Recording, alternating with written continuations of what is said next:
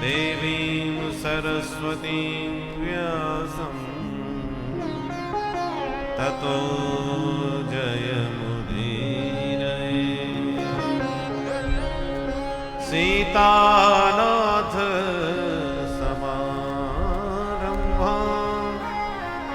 श्रीरामानन्दार्य मध्यमाम् अस्मदाचार्यपर्यन्तां वन्दे श्री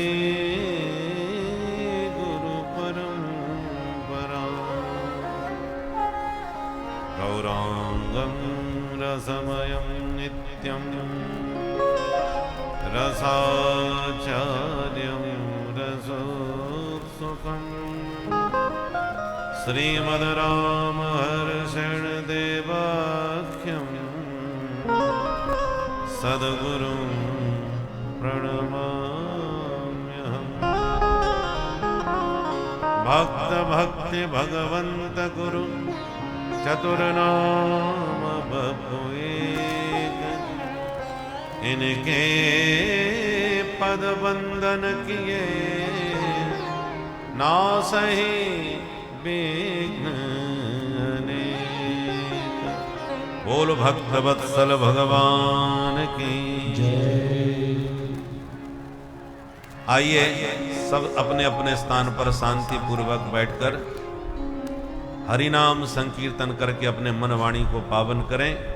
उसके बाद श्रीमद् भागवत के महात्म्य की चर्चा कुछ समय में ही आपको श्रवण कराएंगे। श्री कृष्ण गोविंद हरे मुरारे, हे नाथ नारायण वासुदेव। कृष्ण गोविंद हरे, प्रेम से ताली बजाते हुए सभी गाइए। नाथ नारायण वासुदेव। श्री कृष्ण गोविंद हरे मुरारे, हे नाथ नारायण वासुदेव। श्री कृष्ण गोविंद हरे मुरारे, हे नाथ नारायण वासुदेव।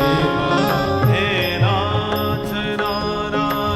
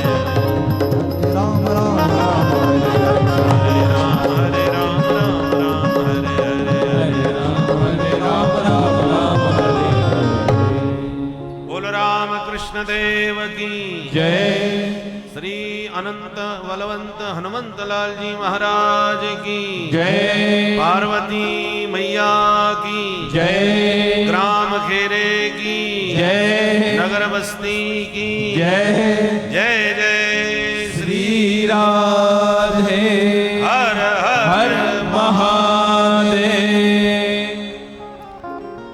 परम मंगलमय भगवत स्वरूप श्रीमद् भागवत महापुराण सप्ताह ज्ञान यज्ञ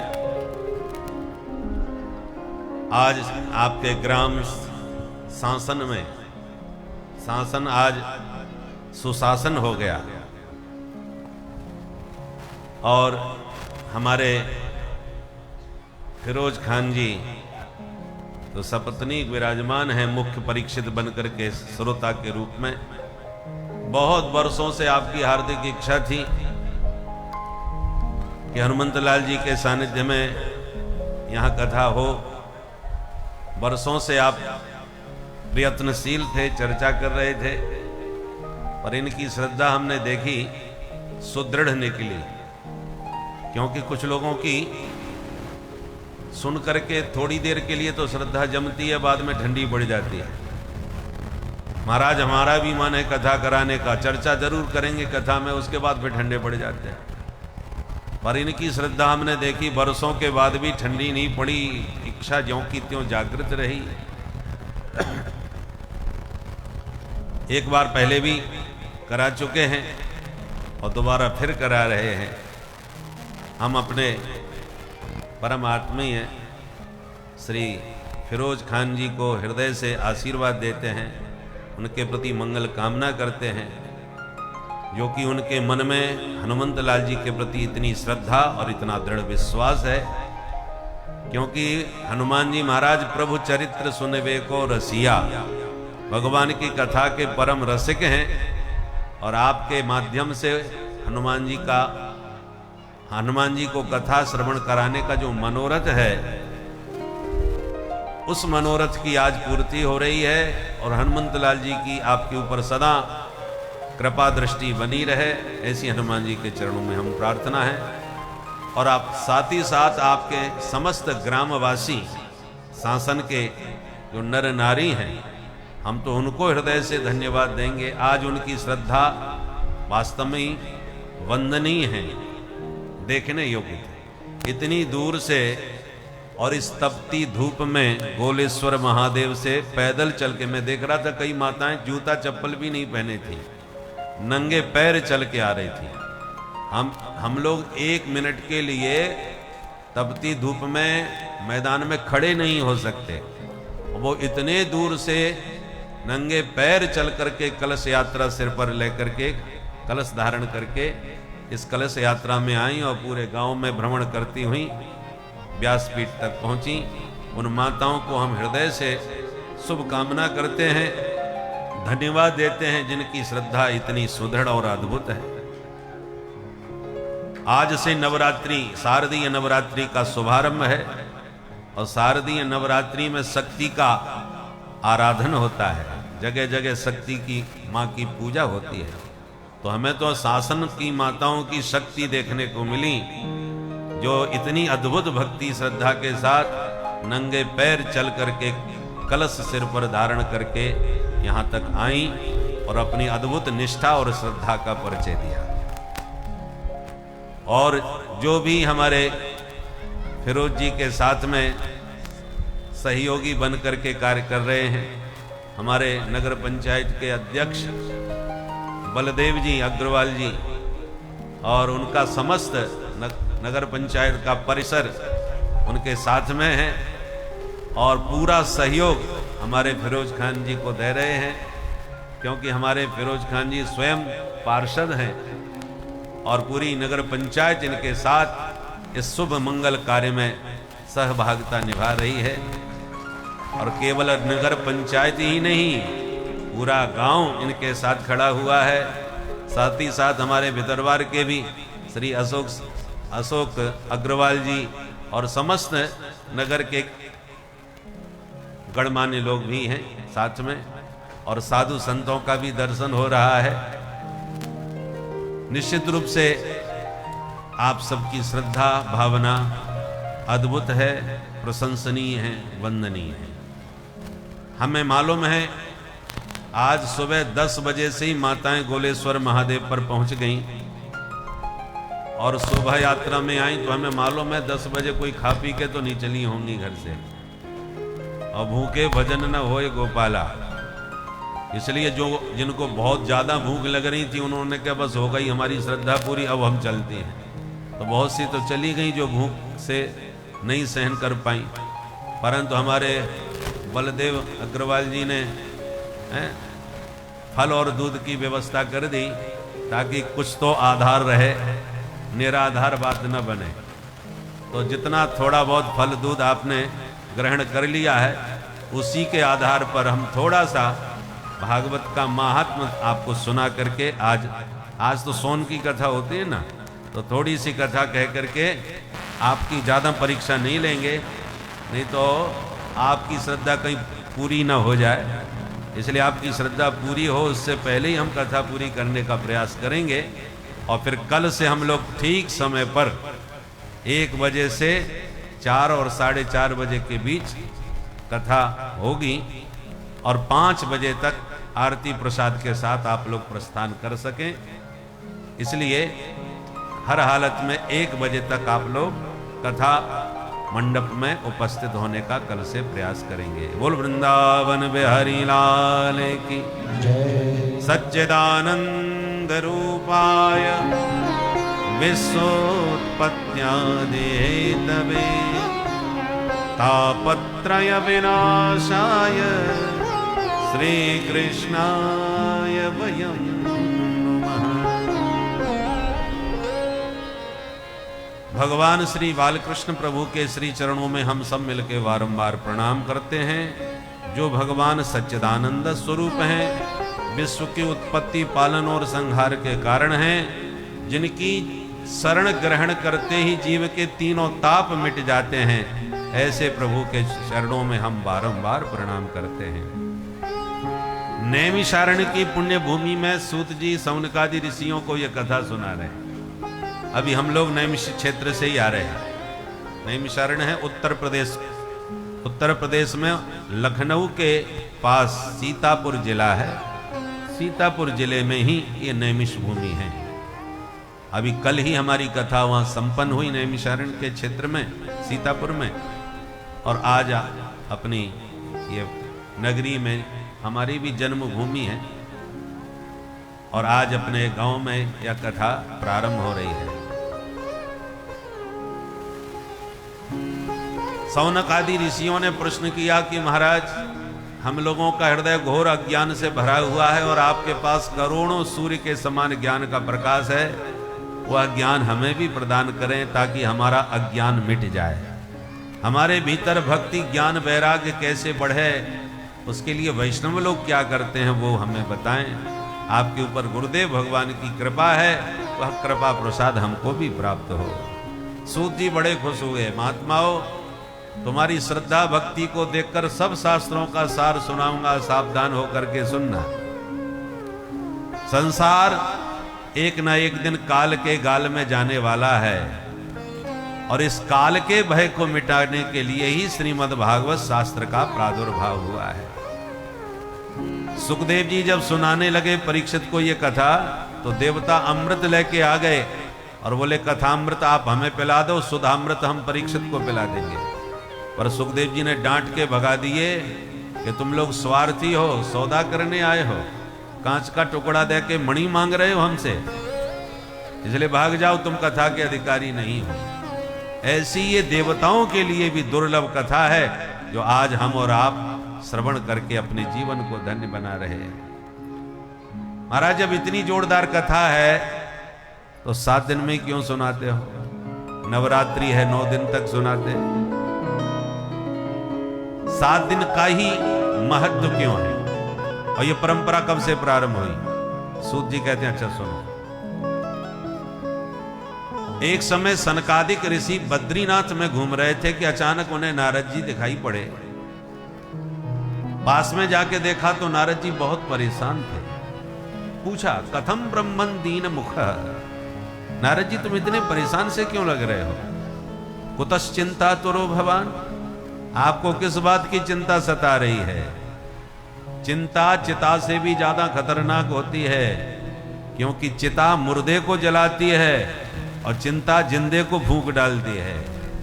इसलिए चिता चिंता समाप्रोक्ता बिंदु मात्रम विशेषता, सजीवम जहते चिंता निर्जीवम दहते चिता। चिता और चिंता में सिर्फ एक बिंदी का अंतर होता है। चिता पे एक बिंदी ऊपर रख दो तो चिंता हो जाती है। तो चिता से भी ज्यादा खतरनाक चिंता है, क्योंकि चिता सिर्फ मुर्दे को जलाती है और चिंता जिंदे को भूख डालती है। आपको काय की चिंता है? तब नारद जी बोले, भैया मैं सुनाता हूं अपनी परेशानी का कारण। मैं सत्संग की इच्छा से भारत भूमि में गया और सब जगह घूमा, पर कहीं चित्त को चैन नहीं मिला। संतों में पाखंड का प्रवेश हो गया है, गृहस्थ भी अपने धर्म से विरत हो गए हैं। देख देख के मैं परेशान हो गया, सोचा चलो वृंदावन में राधे राधे करें, तो मैं वृंदावन में चला गया। वहां जाके मैंने क्या देखा कि एक युवती दो बुढ़ों के बीच में बैठ के रो रही है। मैंने पूछा, देवी जी आपका क्या कष्ट है, क्यों रो रही? तब उस देवी ने परिचय दिया, अहम भक्तिरिति ख्याता इमऊ में तनयऊ मतम। मेरा नाम है भक्ति देवी और ये दोनों बुढ़े मेरे बच्चे हैं, इनका नाम है ज्ञान और वैराग्य। मैं दक्षिण भारत में पैदा हुई और कर्नाटक में बड़ी, वही महाराष्ट्र में पली, और पाखंडियों के प्रदेशों से परेशान होकर के भगी। पर जैसी वृंदावन में आई मैं तो नई नवेली हो गई, पर बच्चे मेरे बुढ़े हो गए और मेरे बच्चे स्वस्थ नहीं हुए, तो इस प्रदेश को भी छोड़ के कहीं अन्यत्र विदेश चली जाऊंगे। तब नारद जी ने कहा, देवी आप बिल्कुल दुखी मत हो, इस समय कलयुग आ गया है, धीरे धीरे शुभ कर्म सब समाप्त होते चले जाएंगे। पर फिर भी मैं नारद देवी आपको वचन देता हूं, तुम्हें जन जन में मैंने स्थापित नहीं करवा दिया तो मैं भी हरि का दास न कहलाऊं। सुन करके भक्ति बड़ी प्रसन्न हुई और नारद जी की स्तुति करने लगी। जयति जगति माया यस्य काया धवस्ते, जयति जगति माया यस्य काया धवस्ते। वचन रचनमेकं केवलं चाकलय्या, वचन रचनमेकं केवलं चाकलय्या। ध्रुव पदमपि यातु यत्कृपातो ध्रुवोऽयम्, ध्रुव पदमपि यातु यत्कृपातो ध्रुवोऽयम्। सकल कुशल पात्रं ब्रह्मपुत्रं रतास्मि, सकल कुशल पात्रं ब्रह्मपुत्रं नतास्मि, ब्रह्मपुत्रं नतास्मि, ब्रह्मपुत्रं नतास्मि। जयति जगति माया, जयति जगति माया, जयति जगति माया। हे देवर्षि आपकी सदा जय हो। जैसे ध्रुव और प्रहलाद पर आपने कृपा करी महाराज, ऐसी मेरे बच्चों पर भी कृपा कर दो। नारद जी बोले, बिल्कुल परेशान मत हो, चिंता छोड़ो और हरि के चरणों का चिंतन करो देवी। और इतना कह के ज्ञान वैराग्य को जगाने के लिए वेद वेदांत भगवत गीता सब सुना दिया, पर कोई फायदा नहीं हुआ। तब आकाशवाणी हुई, नारद जी सत्कर्म करो तभी ठीक होंगे। ये कौन सा सत्कर्म करूं? बोले संतों से पूछो, वो बताएंगे। तो नारद जी निकल पड़े, सभी संतों से पूछते फिरे, पर कहीं किसी ने कोई समाधान सत्कर्म के विषय में नहीं दिया। तब बद्रीनाथ में आ गए और बद्रीनाथ में भगवान नर नारायण को खोज रहे थे, तब तक सनकादिक रास्ते में मिल गए। उन्होंने जब पूछा कि क्यों परेशान हो, तो पूरी कहानी सुना दी और कहा, महाराजा आप ही हमें बता दीजिए सत्कर्म कैसे कहते हैं। सनकादिक बोले, वो सत्कर्म कोई और नहीं, श्रीमद् भागवतालाप सतगीत शुकर भी। श्रीमद् भागवत महापुराण ही वो सत्कर्म है जिसके श्रवण करने से ज्ञान वैराग स्वस्थ और मस्त होके नाचने लगेंगे। बोले महाराज हम जब चारों वेद सुना दिए उससे कुछ फायदा नहीं हुआ तो फिर भागवत से क्या हो जाएगा? भागवत में तो वेदों की ही व्याख्या है। तब नारद सनकादिकों ने कहा नारद जी वृक्ष से फल में ज्यादा रस होता है, फल वृक्ष से ही पैदा होता है। पर आम चूस करके आप ये कहो कि फल में इतना रस भरा है तो वृक्ष में कितना रस भरा होगा, और फल फेंक के पेड़ चबाने लग जाओ तो क्या रस मिलेगा?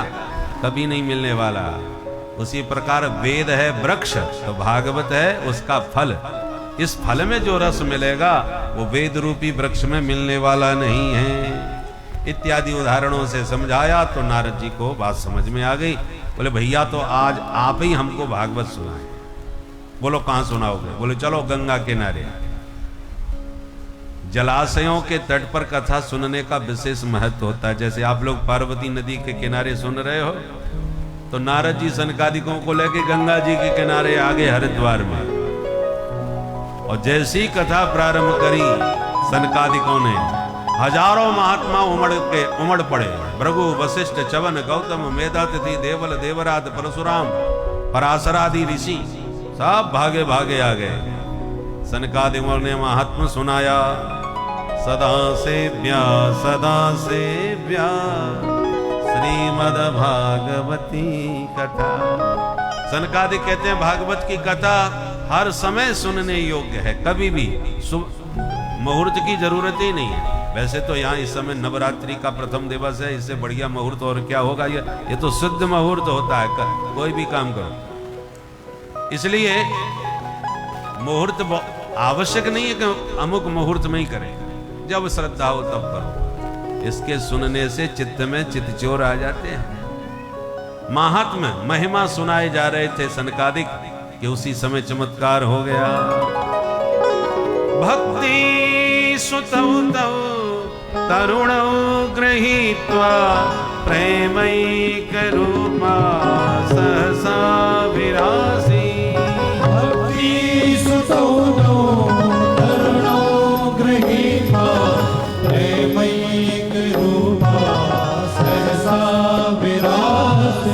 श्री कृष्ण गोविंद हरे मुरारे नाथेति नामानि मुहुर्वदन्ति। श्री कृष्ण गोविंद हरे मुरारे नाथेति नामानि मुहुर्वदन्ति। बोल भक्ति महारानी की कथा की महिमा सुनते ही भक्ति अपने दोनों बेटा ज्ञान वैराग्य के साथ प्रकट होकर के हरि नाम संकीर्तन करके नाचने लगी। और बोली महाराज इन श्रोताओं में मैं कहां बैठ जाऊं? सनकादिक बोले इन सबके हृदय में जाके बैठ जाओ, क्योंकि जिसके हृदय में भक्ति बैठती है भगवान उसके पीछे अपने आप ही भागे भागे चले आते हैं। अब नारद जी बड़े प्रसन्न होकर के बोले महाराज ये चमत्कार मैंने देख लिया कि भागवत के सुनने से भक्ति ज्ञान वैराग्य तीनों की त्रिवेणी प्रकट हो जाती है। बस एक बात और बता दो, भागवत सुनने से कैसे कैसे पापी तर जाते हैं? सनकादिक बोले कैसे कैसे का प्रश्न ही खत्म कर दो। हम तो कहते हैं जिसने जीवन भर पाप के अलावा दूसरा काम ही ना किया हो वो नंबर 1 का पापी यद हो, वो भी यद कलयुग में एक बार का नहीं आके ये पावन चरित्र भागवत महापुराण के माध्यम से सुन ले तो कलऊ पुनंति ते, कलयुग में वो भी पुनीत माने पवित्र हो जाता है। अच्छा महाराज ऐसा कोई पापी आज तक पवित्र हुआ? बोले हाँ बिल्कुल हुआ। अच्छा तो बताओ कौन हुआ? सनकादिक बोले अच्छा तो सुनो, एक सत्य घटना सुनाते हैं। तुंगभद्रा नाम की नदी के किनारे एक पंडित जी रहते थे, जैसे आप लोग पार्वती के किनारे रह रहे हो। और उस तुंगभद्रा नदी के किनारे पंडित जी जो रहते थे उनका नाम था पंडित आत्मदेव शास्त्री। बड़े भारी विद्वान थे पर उनकी पंडितानी बहुत खतरनाक थी। उनका नाम था श्रीमती धुंधुली देवी। बोलो राधे राधे। पंडित जी जितने सज्जन, पंडितानी उतनी खतरनाक। पर बेचारे निर्वाह कर रहे थे, गुजारा कर रहे थे। दुर्भाग्य से कोई बच्चा नहीं हुआ, ना बेटा ना बेटी। इस बात पर दुखी होकर पंडित जी मरने के लिए चले गए, आत्महत्या कर ले, बिना संतान के घर में नहीं रहूंगा। इतने में एक संत निकल पड़े जंगल में। उन्होंने रोते हुए ब्राह्मण को देखा तो पूछ दिया, का पंडित जी ऐसे काय क्यों रो रहे हो, क्या बात हो गई? ब्राह्मण ने कहा, महाराज मत पूछो, भगवान का दिया सब कुछ है, रुपया पैसा सम्मान, परंतु संतान के बिना सब बेकार। महात्मा ने सोचा, रे राम राम, जंगल में पंडित जी रो रहे थे तो हमने सोचा अपने ठाकुर जी की याद में रो रहे होंगे, ये तो बेटा के लिए रोने बैठा है। तो महात्मा बोले, सुनो पंडित जी, ये बेटा बेटी में कुछ नहीं। वाह भैया, बोलो राधे राधे। मुंचा ज्ञानम प्रजारूपम, बेटा बेटी के चक्कर में न पड़ो, जीवन में सुखी होना चाहते हो तो सन्यासे सर्वथा सुखम। असली आनंद बाबा बनने में, सन्यासी बन जाओ फिर देखो जिंदगी का आनंद। ना बेटा बेटियों की चिंता, न घर गृहस्थी का कोई झंझट, जहां मिल गई दो वहीं रह गए सो, खाओ पियो मौज करो, मस्ती से घूमो फिरो। सन्यास, महात्मा का जीवन बड़ा मस्त होता है। पंडित जी भी पढ़े लिखे थे, हाथ जोड़ के बोले, सुनो महाराज, बाबा वैरागी बनने में कुछ फायदा नहीं है, कहीं बीमार हो गए तो कोई आगे पीछे पूछने वाला भी नहीं रहे, पढ़े रहो हैं। पुत्रादि सुख हीनोयम संन्यास शुष्क ये वही, सन्यास का जीवन बड़ा शुष्क होता है। बेटा बेटी कोई है नहीं, पूछने वाला कोई है नहीं कि खाया नहीं। अरे घर गृहस्थी में बड़ा आनंद होता है महाराज, एक समय भी भोजन न करो तो पंडितानी पूछने आती है, अजी आप भोजन क्यों नहीं कर रहे, क्या बात है? नेक बीमार पड़ जाओ तो बच्चे देखने सेवा करने के लिए आ जाते हैं। बाबाओं के पास आगे पीछे कोई होता ही नहीं, पड़े रहो। इसलिए महाराज, गृहस्थ सरसो लोके पुत्र पौत्र समन्विता, गृहस्थ जीवन में बड़ा आनंद है। बस बेटा बेटियों से भरा हुआ आंगन होना चाहिए, बस तब आनंद है। मैं इसलिए रो रहा हूं कि मेरे कोई बच्चा नहीं है। महात्मा जी बोले, सुनो पंडित जी, हम थोड़े ज्योतिष के भी जानकार हैं और तुम्हारे माथे की रेखा पढ़ करके हम दावे के साथ कहते हैं कि 7 जन्म तक तुम्हें कोई संतान होने वाली नहीं। जो ये शब्द सुना, पंडित जी ने तो दुखी होकर अपना सिर धरती में पटक दिया। महात्मा जी घबरा गए, पंडित जी क्या कर रहे हो भैया, मर जाओगे? पंडित जी बोले, हम तो मरने के लिए ही निकले थे, आप मिल गए तो हमने सोचा आप कष्ट दूर करोगे, पर आपने तो 7 गुना और बढ़ा दिया, मुझे 7 जन्म की और सुना दी। अब मेरे कपाल में क्या लिखा है मैं नहीं जानता महाराज जी, पर इतना कह देता हूं कि यदि आपने बेटा नहीं दिया तो दोबारा इतनी जोर से सिर पटकूंगा कि मेरी तो कपाल क्रिया हो जाएगी, पर आपको भी ब्रह्म हत्या लग जाएगी, याद रखना महाराज। अब बाबा जी की धड़कन तेज हो गई, हे भगवान अच्छी राम राम हो गई, ये तो मेरे कोई ब्रह्म हत्या लगा रहा है। सुनो पंडित जी, हम नहीं मानते तो ले ये फल दे रहा हूं, ये फल अपनी पत्नी को खिला देना, जाओ मेरा आशीर्वाद है, गारंटी से बेटा ही होगा। इतना सुन के तो पंडित जी खुशी में नाचने लगे। संत बड़े दयालु होते हैं, मुझे भरोसा था महाराज जी मुझ पर जरूर कृपा करेंगे। और फल लेके भागे भागे आए, अरे सुनती हो देखो क्या लाया हूं। पंडितानी भीतर से भागती वहीं आई, सवेरे से गायब थे, लगता है कोई तगड़ा माल लेके दूर से आ रहे हैं। क्या लाए हो जी? बोले देख कितना सुंदर फल है, जल्दी से खा ले। पंडितानी ने सिर पकड़ के कहा, हे भगवान, गला फाड़ के ऐसे बुला रहे थे जैसे 9 लखा हार लेके आए हो नवरात्रि में। मैंने क्या फल नहीं खाया? अरे भाग्यवान, ऐसा वैसा फल नहीं है, इसको खाएगी तो तेरे को बेटा हो जाएगा। अच्छा ऐसा फल है ये? बोले हाँ, अब जल्दी खा। पंडितानी ने मन में सोचा, मेरे ऊपर निश्चित किसी बाबा जी से जादू टोना करवा रहे होंगे, ऐसे नहीं खाऊंगी, सोच समझ के ही खाऊंगी। अच्छा जी एक काम करो, आप अपना काम निपटाओ, मैं नहा धो के पूजा पाठ करके ठाकुर जी का भोग लगा के खाऊंगी, ताकि हमारा बच्चा बहुत अच्छा हो। ठीक है देवी, नहा धो के खा लेना। पंडित जी विश्वास करके फल दे के चले गए। और पंडितानी सोचने लगी, हे भगवान, खाऊं कि नहीं खाऊं? और खाने से यदि मैं सचमुच पेट से हो गई तो मैंने सुना है गर्भवती स्त्री भाग नहीं सकती, और कहीं घर में आग लग गई तो सब भाग जाएंगे, मैं कैसे भागूंगी? मैंने ऐसा भी सुना है कि गर्भवती स्त्री को ज्यादा काम नहीं करना चाहिए, मैं काम नहीं करूंगी तो कौन करेगा? वैसे अपनी नंद को बुला लूंगी, क्योंकि वो जो बुआ बनेगी तो बधाई लेवे तो पट्ट से आ जाएगी, तो 2 महीना 4 महीना पहले ही बुला करके उसी से घर के काम करवाऊंगी, फिर जो बन पड़ेगा सो दे दूंगी, खुश कर दूंगी। फिर बोली नहीं, वो ननद को नहीं बुलाऊंगी, वो महत चोटी है, जितनी बार आती है कुछ ना कुछ माल गायब करके ले जाती है, उसके भरोसे घर छोड़ दिया तो मेरे तो घर का हो गया कल्याण। एवं कुतर्क योगेन तत्फलम नैव भक्षितम। इतने कुतर्क किए, अंत में वो फल खाया ही नहीं, चुपचाप छुपा के रख दिया। अचानक थोड़ी देर में इसकी छोटी बहन मिलने आई तो इसने पूरी कहानी उसको सुनाई। तो छोटी बहन घबराई, वो ये अपने जुगाड़ में थी कि इसके कोई बच्चा ना हो तो ये मेरा बेटा कहीं गोद ले ले तो इसकी सारी संपत्ति में हड़प जाऊंगी। इसलिए उसने और माथा खराब कर दिया। बहन धुंधली, फल खाने से कहीं बेटा बेटी होते, सब बकवास। एक काम कर, तुझे विश्वास नहीं है तो ये फल अपनी गैया को खिला के देख, कितने साल से बंधी है, आज तक उसके कोई बछड़ा नहीं हुआ। बाबा के फल में यदि चमत्कार है तो परीक्षा भी हो जाएगी गैया को खिला के। और तुझे बेटा ही तो चाहिए बहन, मेरे पहले ही 1 दर्जन हो चुके हैं, एक और होने वाला है, मैं पेट से हूं। अब की बार जो मेरा बच्चा होगा चुपचाप तुझे दे जाऊंगी, बस किसी को पता ना चले, हम जानी कि तुम जानी, बाकी किसी को पता ना चले, तो बेटा तुझे मिल जाएगा। मेरा हुआ कि तेरा हुआ क्या फर्क पड़ता है, बेटा का बेटा तुझे मिल जाएगा, बाबा के बल की परीक्षा भी हो जाएगी। धुंधली बोली, वाह बहन, बहन हो तो तेरी जैसी, 1 मिनट में मेरी सारी समस्या खत्म कर दी तूने। और बहन की बातों में आके गैया को फल खिला दिया। पंडित जी से कह दिया, महाराज मैंने फल खा लिया, बहुत फायदा हो रहा है। पंडित जी खुशी के मारे दिन गिनने लगे।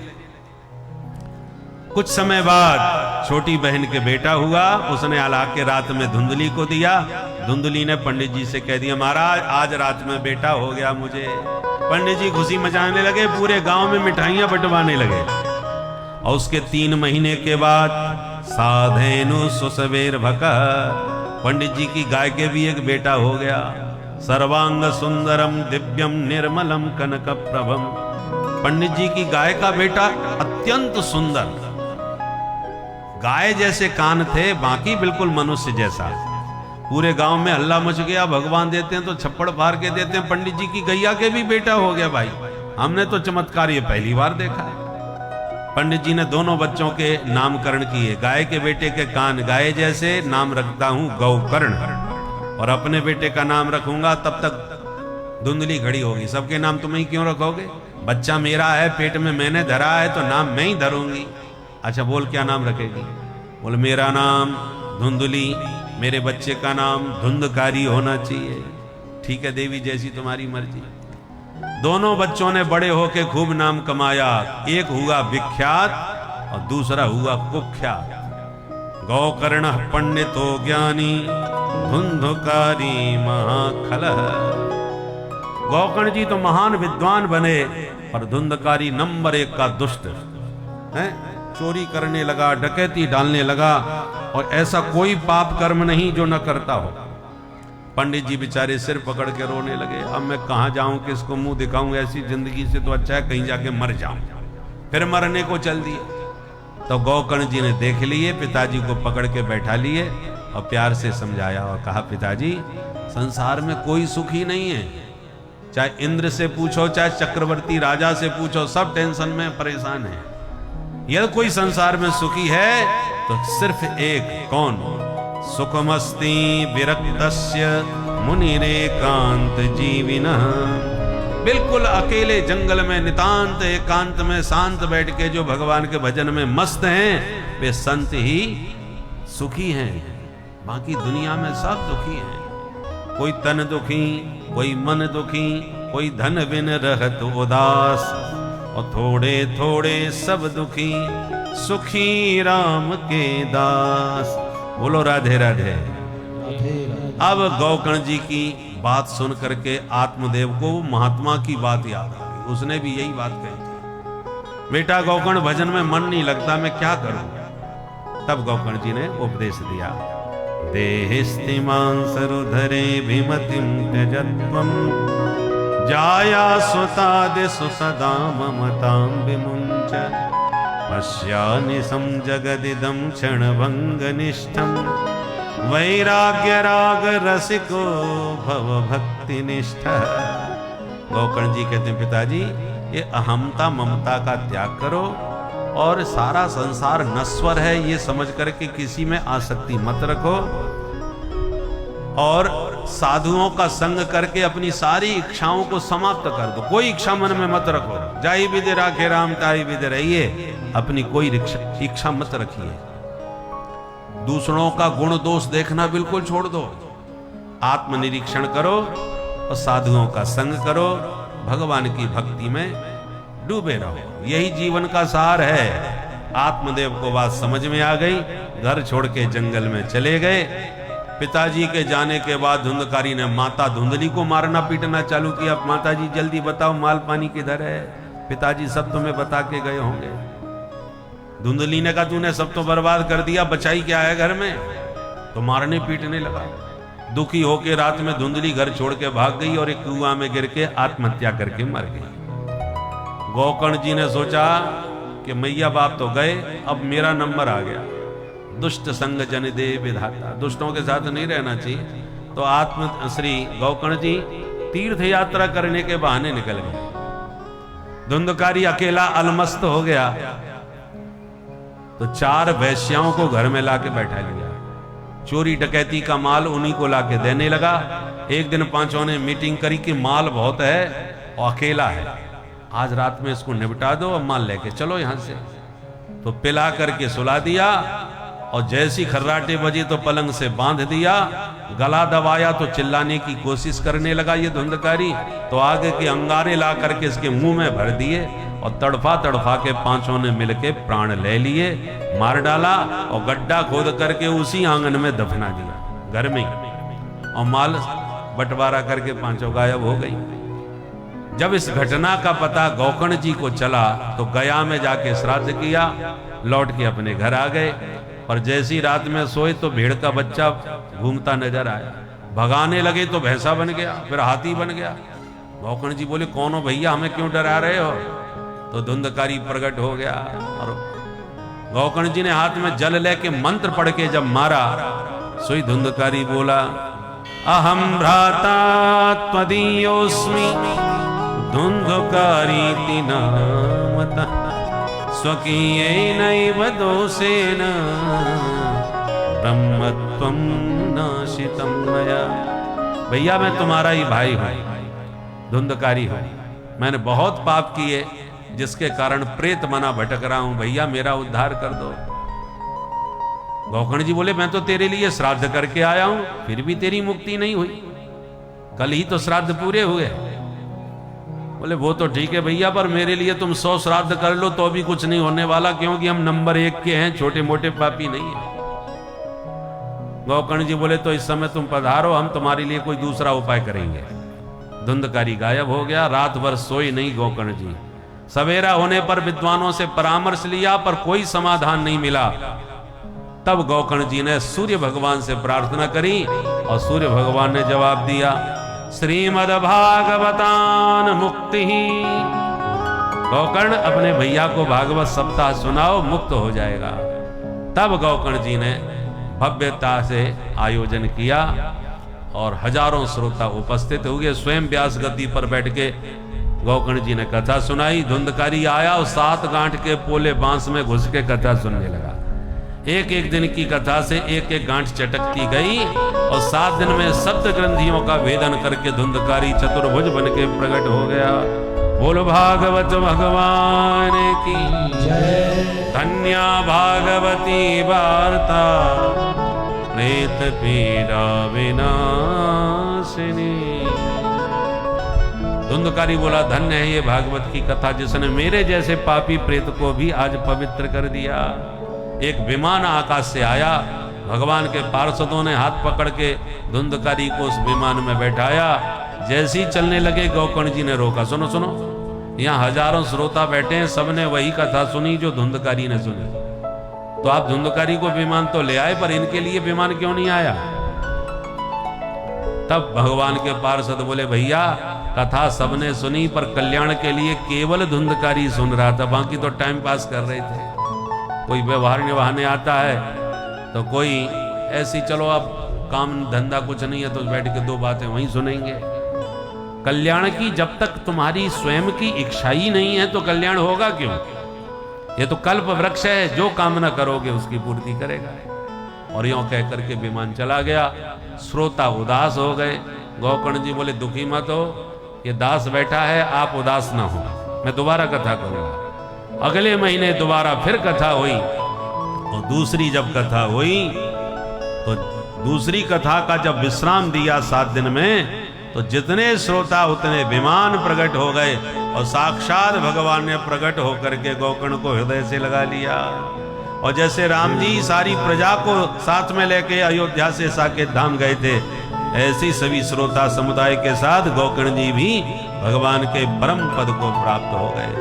बोल भागवत भगवान की जय। श्री सनकादिक कहते हैं, नारद जी अब तुम ही बताओ, जब धुंधकारी जैसा नंबर 1 का पापी तर गया, मरने के बाद कथा सुन के तर गया, तो जीते जी कोई सुन ले तो उसमें कौन आश्चर्य की बात है। कथा भागवत की सुनने का जब प्रेत को अधिकार है, भूत प्रेतों को भी अधिकार है, तो भागवत तो मनुष्य मात्र के कल्याण के लिए है, सभी को इसके श्रवण का अधिकार है। इसलिए कोई भी जीवन में उदास न होवे कि मेरा क्या होगा, मेरा कल्याण कैसे होगा। अच्छा तुम्हारा ये बताओ, कथा सुनने की विधि क्या है? बोले विधि ये है कि सबसे पहले किसी विद्वान ब्राह्मण को वक्ता के रूप में चयन करो, उनका वर्ण करो, और जब व्यास गद्दी पर वक्ता बैठ जाए तो साक्षात सुखदेव जी की भावना से ही उसका दर्शन और पूजन करो। कथा में भोजन का नियम यह है कि जितने खाने से शरीर स्वस्थ रहे, हल्का भोजन करो। कोशिश करो मध्याह्न में फलाहार करो, ताकि कथा सुनने में नींद ना आवे। ये तो पता चला 12 बजे चकाचक भोजन छान करके आए और 1 बजे तक कथा में पहुंचे, और जैसी कथा सुनना चालू किया कि भोजन के प्रभाव से अब नींद आनी चालू हो गई, खर्राटे बजने लगे। माताओं को तो विशेष सुविधा है, घूंघट डाल लो पर प्रेम से खर्राटे बजाओ, कोई देखने वाला भी नहीं है। पुरुषों के लिए और ज्यादा समस्या हो, वो तो घूंघट डाल के मुंह छुपा नहीं सकते। इसलिए हल्का भोजन करके आओ ताकि नींद न सताए, प्रेम से कथा सुनो, और कथा संपन्न हो जाए फिर चकाचक जा करके भंडारा पाओ। कथा के समापन में श्रोताओं को हरि का नाम संकीर्तन मस्ती के साथ झूम के नित्य प्रति करना चाहिए। जैसे भोजन ज्यादा हो जाए तो हाजमोला जरूरी है थोड़ा पचाने के लिए, ऐसे ही कथा सुनने के बाद हरि नाम संकीर्तन करने से कथा पचती है। नित्य संकीर्तन करना चाहिए। कीर्तन की बात सुन के नारद जी खुश हो गए, वीणा पर छेड़ दिया राग मालकोश, और जो नारद जी ने वीणा बजाई, प्रहलाद जी ताली बजाते आ गए, उद्धव जी मजीरा बजाते आ गए, सनकादिक जय जयकार करने लगे, और साक्षात देवराज इंद्र ने मृदंग बजाना प्रारंभ कर दिया। अर्जुन ने आकर स्वरों का आलाप भरना प्रारंभ किया। सनकादिक जय जयकार कर उठे। भक्ति ज्ञान वैराग तीनों ताता थैया करके नाचने लगे। सुखदेव जी भागवत के श्लोकों को इस स्वर ताल में गाने लगे। प्रहलाद अस्तालधारी तरलगत तया चौतव कांस्यधारी, वीणाधारी सुररसी स्वर कुशलतया राग करता इंद्रो भावीन मृदंगम जय जय सुकरा कीर्तने ते कुमारा, यत्राग्रे भाववक्ता सरसर जनया व्यास पुत्रो बभूव। सब मस्ती में झूमने लगे, नाचने लगे और गाने लगे। अब आइए हम और आप भी हरिनाम संकीर्तन के साथ आज के इस महात्म सत्र को यहीं संपन्न करेंगे। माताओं के धैर्य की अब ज्यादा परीक्षा नहीं लेंगे, आप प्रेम से प्रसाद पाएं और कल 1 बजे समय पर ठीक आ जाएं, और कल से भागवत के मूल में हम लोग प्रवेश करेंगे। मस्ती के साथ एक बार ताली बजाते हुए हरिनाम संकीर्तन करें, उसके बाद आप आरती और प्रसाद लेकर के जाएं। मेरा जय घनश्याम राधे राधे, कुंज में मेरा जय घनश्याम राधे राधे, कुंज में मेरा जय घनश्याम राधे राधे, कुंज में मेरा जय घनश्याम राधे राधे, श्याम राधे राधे।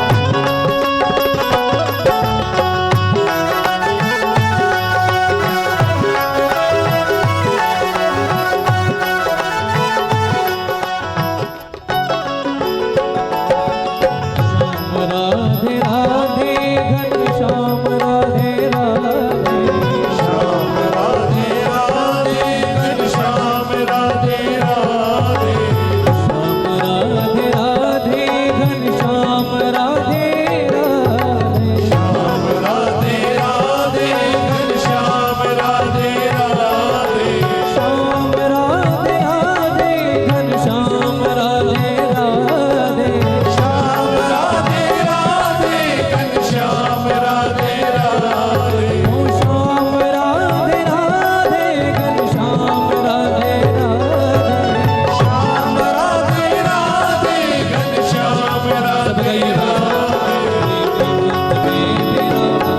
जय हो राधे कुंज में विराजे घनश्याम राधे राधे कुंज में विराजे घनश्याम राधे राधे कुंज में विराजे घनश्याम राधे राधे राधे राधे राधे श्री राधे राधे राधे राधे राधे राधे श्री राधे राधे राधे कुंज में विराजे घनश्याम राधे राधे घनश्याम राधे राधे घनश्याम राधे राधे घनश्याम राधे राधे घनश्याम राधे राधे घनश्याम राधे राधे घनश्याम राधे राधे घनश्याम राधे राधे घनश्याम राधे राधे घनश्याम राधे राधे घनश्याम राधे राधे घनश्याम राधे राधे घनश्याम राधे राधे जय राधे राधे राधे राधे राधे राधे राधे राधे वृंदावन में राधे राधे वृंदावन में राधे राधे बरसाने में राधे राधे बरसाने में राधे राधे नंदगांव में राधे राधे नंदगांव में राधे राधे गोवर्धन में राधे राधे गोवर्धन में राधे राधे राधे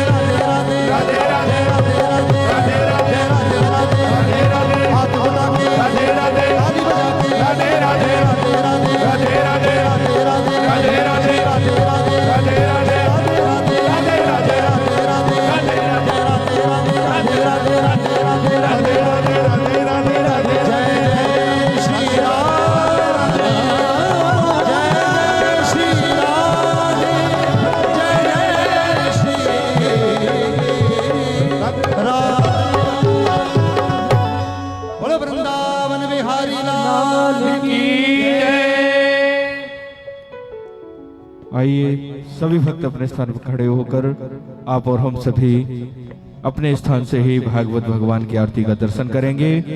कल पुनः ठीक 1 बजे आप सभी लोग अधिक से अधिक संख्या में अपने इष्ट मित्र परकर के साथ दिव्य श्रीमद् भागवतामृत की जो रसधारा प्रवाहित हो रही है उसका अधिक से अधिक लाभ प्राप्त करेंगे। ओम ज्वालामालिन्यै नमः रत्नेश्वर्यै नमः उमा चंद्रमा मनसो जात सक्षोः सूर्यो अजायत श्रोत्राद्वायुष प्राणस मुखादग्निरजायत। श्री भागवत भगवान की है आरती पापियों को पाप से है तारती। श्री भागवत भगवान की है आरती पापियों को पाप से है तारती। अमरनाथ ये मुक्ति पंचम वेद निराला प्रभु ज्योति जगाने वाला। ये अमर ग्रंथ ये मुक्ति पंथ ये पंचम वेद निराला नव ज्योति जगाने वाला।